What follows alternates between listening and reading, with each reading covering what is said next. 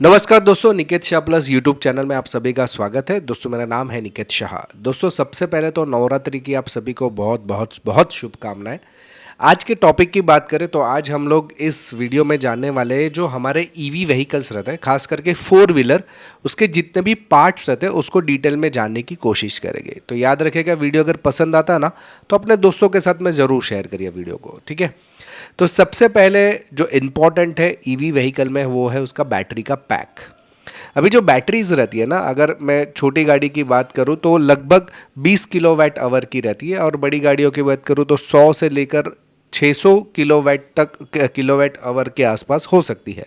Voltage range की बात करें अगर ये बैटरीज की तो 300 से लेकर 800 वोल्ट तक की ये बैटरीज हो सकती है।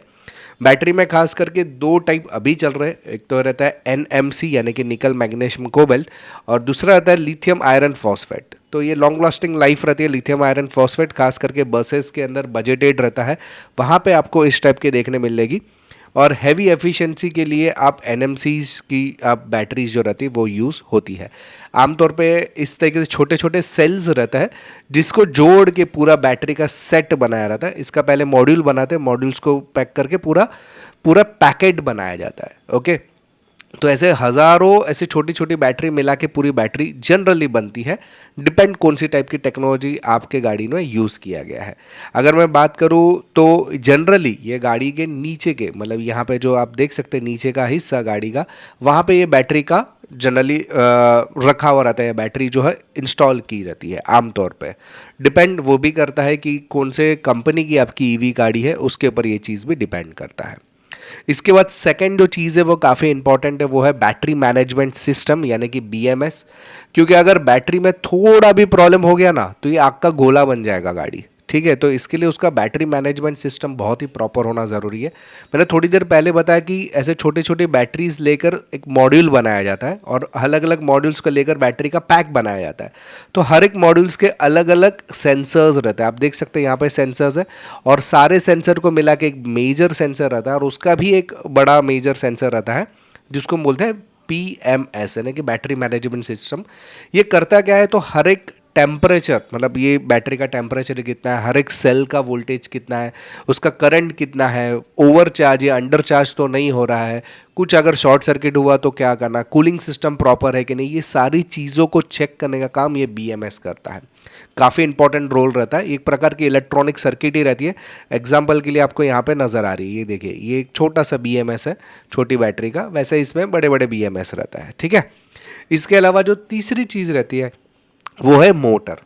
मोटर में जनरली जो गाड़ियों में यूज़ होते हैं वो दो अलग अलग प्रकार की मोटर रहता है। एक रहता है इंडक्शन मोटर जो आपको इस टाइप के जनरली दिखाई देती है, और दूसरा रहता है PMSM मोटर यानी कि परमानेंट मैग्नेट सिंक्रोनस मोटर। आमतौर पे आपको ज़्यादातर देखने मिलेगा वो PMSM मोटर ही देखने मिलेगा। बहुत सारी गाड़ियों में जो नए मॉडल्स आ रहे हैं उसमें इंडक्शन मोटर का भी यूज़ किया जाता है। इसके अलावा BLDC मोटर्स भी कुछ कुछ गाड़ियों में आपको देखने मिल सकता है। डिपेंड कौन सा कंपनी ने कैसे डिज़ाइन किया है उसके ऊपर डिपेंड करता है। इसका पावर रेंज की बात करो तो 30 किलोवाट से लेकर 400 किलोवाट तक का ये पावर इस्तेमाल कर सकता है। मोटर में भी अलग अलग कॉन्फ़िगरेशन रहता है। कॉन्फ़िगरेशन का बात करें तो यहाँ पे देखो चार अलग अलग वेरिएंट मैंने बताया। एक रहता है सिंगल मोटर, एक रहता है ड्यूअल मोटर, मतलब अगर आप आगे के दो वायर जो टायर्स है उसको कंट्रोल करने वाला एक मोटर। ड्यूअल में आगे के दो टायर और पीछे को दो टायर को कंट्रोल करने वाले दो अलग अलग मोटर। ट्रिपल जो रहता है बैटरी, ट्रिपल मोटर्स जो रहती है उसमें आगे के दो व्हील्स को कंट्रोल करने वाला एक मोटर, और पीछे के दोनों व्हील्स को कंट्रोल करने वाले अलग अलग मोटर्स रहता है। और एक रहता है कॉर्ड मोटर्स जिसमें चारों टायर को अलग अलग कंट्रोल करने के लिए अलग अलग मोटर्स लगाई रहती है, जिसको अगर मैं आपको बताऊँ 4 व्हील ड्राइव अगर आपने सुना रहेगा तो उस टाइप का कुछ तो भी।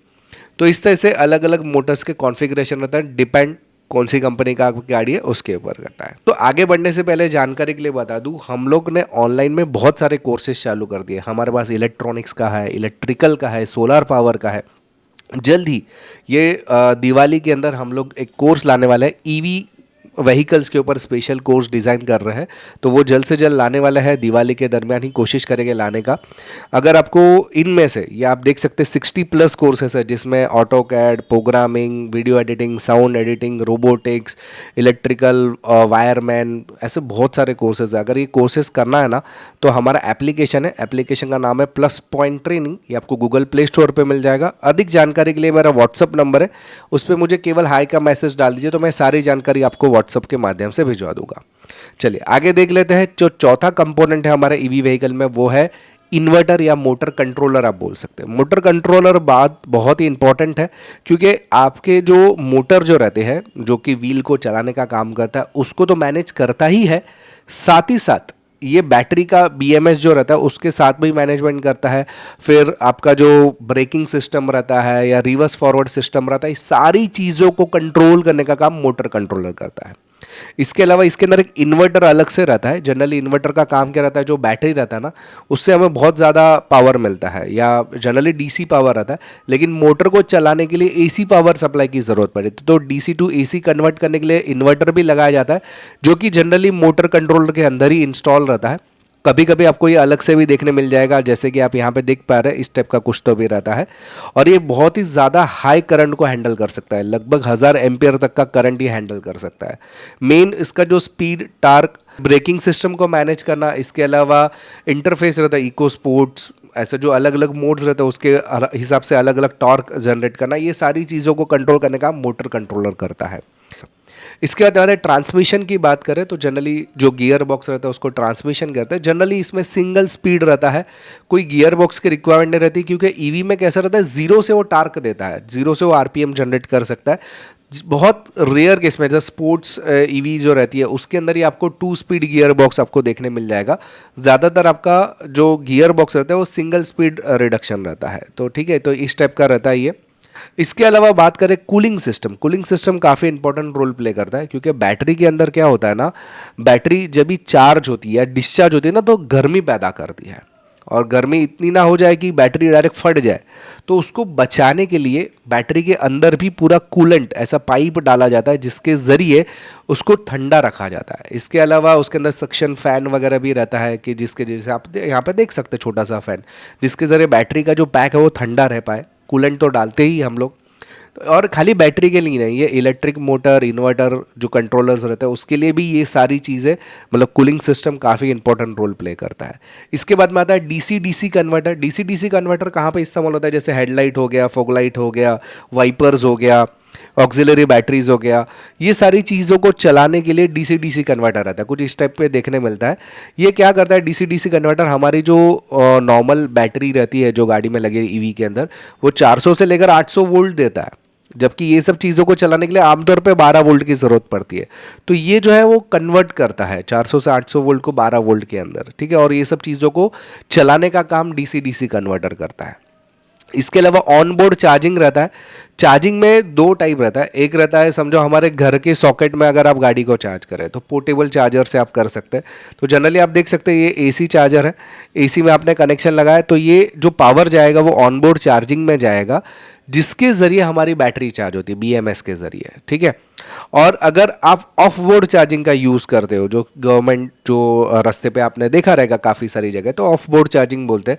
इसमें आपको ऑन बोर्ड चार्जर का जो सेटिंग्स रहता है उसको कुछ करने की ज़रूरत नहीं, या उसका कुछ रोल नहीं होता उसके अंदर, ये डायरेक्टली बीएमएस के ज़रिए बैटरी को चार्ज कर लेता है। तो ये 2 चीज़ें अलग अलग आपको देखने मिल सकती है ऑन बोर्ड और ऑफ बोर्ड चार्जिंग के अंदर, ठीक है, तो जिसको हम लोग फास्ट चार्जिंग भी बोल सकते हैं। अगर फास्ट चार्जिंग की थोड़ी सी और डिटेल में बताऊँ तो फास्ट चार्जिंग के अंदर ये जो सॉकेट रहता है ना, उसका जो फास्ट चार्जिंग का जो सॉकेट रहता है ये स्टैंडर्ड होने की शुरुआत हो गई। पहले ऐसा नहीं था, स्टैंडर्ड नहीं था, अभी धीरे धीरे हर गाड़ी स्टैंडर्ड नियम फॉलो कर रही है। जैसे कि CCS2 करके एक जो सॉकेट आता है, ये 350 किलोवाट तक का पावर आराम से ले सकता है, मतलब उतना हम लोग उससे चार्जिंग कर सकते हैं। वैसे ही जापान वगैरह में अलग चलता है, चाइना में GBT चलता है, तो ऐसे अलग अलग टेक्नोलॉजी है। अगर मैं चार्जिंग पोर्ट्स की बात करूँ तो ये देखो अलग अलग टाइप के चार्जिंग पोर्ट्स हैं। ये टाइप है, बहुत पुराने हैं, टाइप 2 अभी अभी आपने ओला वगैरह में देखा रहेगा। इसके अलावा जो चाइना वगैरह में चलता है GBT, फिर यहाँ पे CCS1, CCS2, फिर यहाँ पे आप देख सकते हैं जापान वाला पोर्ट, टेस्ला वाला जो पोर्ट रहता है AC DC दोनों में चल सकता है। तो इस टाइप के अलग अलग गाड़ियाँ अलग अलग टाइप के जो चार्जिंग पोर्ट्स है उसका यूज़ करती है। इसके बारे में मैं अलग से बाद में आगे वीडियो बनाऊंगा, अगर आप कमेंट में लिखेंगे तो, ठीक है। इसके बाद में thermal management system. Thermal management system यानी कि अगर गाड़ी चल रही है तो जाहिर सी बात है कि गर्मी पैदा होगी, तो वैसा कूलिंग करने के लिए कूलेंट ऑयल वगैरह रहता है। अगर आप ठंडे प्रदेश में गाड़ी चला रहे हो तो गाड़ी ज़्यादा ही ठंडा हो जाएगा, तो उसको हीटिंग पंप के ज़रिए हीट किया जाता है। तो वैसे अलग अलग टेक्नोलॉजी के हिसाब से अलग अलग थर्मल मैनेजमेंट सिस्टम भी हमारे ईवी गाड़ियों में रहता है। बताता है regenerative braking system. Regenerative braking system क्या होता है पहले समझ लो। मेरी गाड़ी समझो एक स्पीड से चल रही है, मैंने ब्रेक दबाया अचानक से, तो गाड़ी में ब्रेक दबाने पर जो गाड़ी स्टॉप हो जाएगी, व्हील स्टॉप हो, लेकिन मोटर अभी भी कुछ सेकंड चलेगा। उस समय भी एनर्जी जनरेट होगा मोटर से, यानी कि मोटर जो है वो जनरेटर बन जाएगा, वो एनर्जी जनरेट करने का काम करेगा। और वही एनर्जी वापिस हम लोग वेस्ट ना करते हुए हम लोग हमारी बैटरी को चार्ज करने लगा देंगे। उससे हम लोग बैटरी को चार्ज करेंगे, उसको हम बोलते हैं रीजनरेटिव ब्रेकिंग सिस्टम। इसके अलावा आता है ABS, anti lock braking system, भी आपको मालूम रहेगा, तो अपनी पेट्रोल वाली गाड़ियों में भी देख रहा है। और एक रहता है ईवीएस, यानी इलेक्ट्रॉनिक ब्रेकिंग सिस्टम, जिसमें सेंसर्स लगे रहते हैं ब्रेकिंग सिस्टम के साथ में। तो ये सारे अलग अलग टाइप के सिस्टम्स हमारे ईवीज में यूज़ होते हैं। इसके अलावा सस्पेंशंस काफ़ी इंपॉर्टेंट रोल प्ले करता है, क्योंकि बैटरी का वेट काफ़ी हैवी रहता है एज़ कम्पेयर टू पेट्रोल, तो वहाँ पे सस्पेंशंस अच्छे खासे चाहिए रहता है। तो सस्पेंशन का मेन काम रहता है कि आपको नीचे ज़मीन के ऊपर जो खड्डे रहेंगे या जब भी चल रही है गाड़ी तो झटका महसूस ना हो, तो सस्पेंशंस काफ़ी अच्छे चाहिए रहते हैं। उसमें दो अलग अलग प्रकार रहता है, ये एक सस्पेंशन है, इसके अलावा मल्टीलिंक सस्पेंशन है, डिपेंड करता है कौन सी गाड़ी कैसा यूज़ करती है उसके हिसाब से रहता है। इसके अलावा इन्फॉर्मेटिव एंड टेलीमेटिंग रहता है। तो टेलीमेट्स जो रहता है, इसका मतलब क्या रहता है, अभी आपने नाम सुना रहेगा कि मतलब आपने देखा रहेगा अपने गाड़ियों में आईओटी बेस्ड होगा, मतलब आप रिमोट से ही गाड़ी को चालू कर सकते हो, रिमोट से गाड़ी का एसी चालू कर सकते हो, जीपीएस कंट्रोल कर सकते हो, फिर उसका सॉफ्टवेयर अपडेट कर सकते हो, टच स्क्रीन वगैरह जो चार्जिंग रहता है, मैप रहता है। तो ये सिस्टम जो है काफ़ी बढ़ती जा रही है, इन्फॉर्मेटिंग सिस्टम बोल सकते हैं।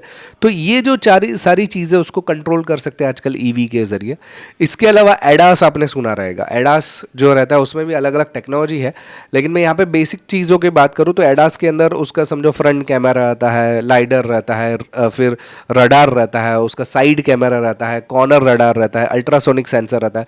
वैसे बहुत सारी चीज़ों को मिलाकर एडास सिस्टम बनाया जाता है। तो ये एडास सिस्टम जो रहता है काफ़ी इंपॉर्टेंट रोल करता है, ऑटोमेटिक गाड़ी चलाने के लिए, क्रूज कंट्रोल के लिए यूज़ करते हैं।